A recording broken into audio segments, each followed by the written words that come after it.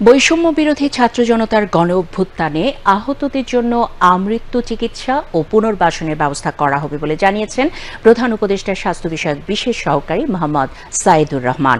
তিনি আজ সচিবালয়ে স্বাস্থ্য ও পরিবার কল্যাণ মন্ত্রণালয়ের সম্মেলন কক্ষে জুলাই আগস্টের গণ অভ্যুত্থানে আহতদের উন্নত চিকিৎসা ও পুনর্বাসনের দাবি নিয়ে 5 উপদেষ্টার সঙ্গে বৈঠক শেষে সাংবাদিকদের এই কথা জানান।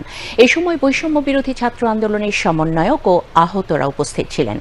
বিস্তারিত শেখ আলীর প্রতিবেদনে।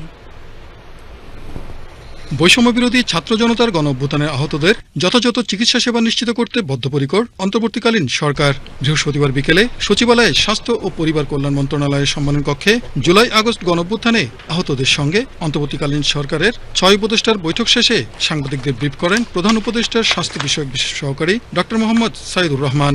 গণ অভ্যুত্থানে আহত যোদ্ধাদের চিকিৎসা সেবা নিশ্চিত করতে সরকারের নানামুখী উদ্যোগের কথা তুলে ধরে তিনি বলেন, সারা দেশে বৈষম্য বিরোধী ছাত্র জনতার আন্দোলনে আহত সুচিকিৎসায় স্বল্প এবং দীর্ঘমেয়াদে একটি রূপরেখা বাস্তবায়ন করা হবে। যারা 5 আগস্টের আগে আহত হয়েছেন এই অভ্যুত্থানের সঙ্গে সম্পর্কিত ঘটনায় তাদের সবার সঙ্গে যোগাযোগ রক্ষার জন্য একটি সাপোর্ট সেন্টার থাকবে।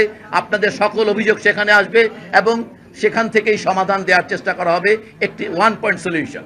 এছাড়াও সারা দেশে আপনাদের জন্য ডেডিকেটেড বেড থাকবে সকল হাসপাতালে, সরকারি হাসপাতালে, এবং সেই বেডটি একটি ড্যাশবোর্ডে দেখা যাবে। আপনারা জানতে পারবেন আপনার সবচেয়ে নিকটস্থ কোন হাসপাতালে আপনার জন্য যে প্রয়োজনীয় শয্যা সেটি অ্যাভেলেবল আছে।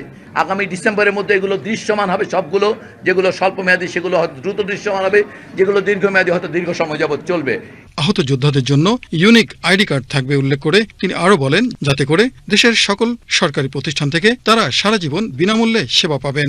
প্রতিটি আহত যোদ্ধার একটি ইউনিক আইডি কার্ড থাকবে, যেটি ওনার কার্ড তৈরি হওয়ার পর থেকে সকল ধরনের সুবিধা প্রাপ্তি নিশ্চিত করবে। চিকিৎসার ক্ষেত্রে উনি দেশের সকল সরকারি প্রতিষ্ঠান থেকে সারা জীবন বিনামূল্যে চিকিৎসা পাবেন।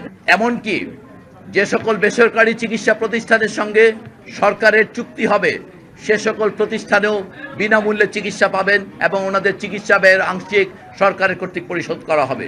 ইতোমধ্যে আপনারা আপনাদের চিকিৎসার জন্য যেই পরিমাণ অর্থ ব্যয় করেছেন সেগুলো যথাযথ ডকুমেন্টেশন জমা দেওয়ার পর সেগুলো রিইম্বার্স করা হবে।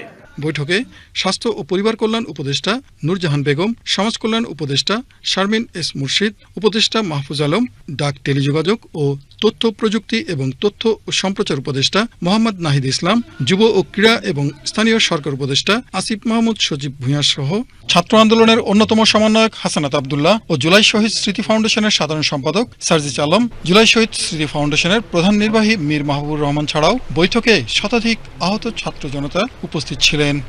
শেখ আলী, বাংলাদেশ টেলিভিশন।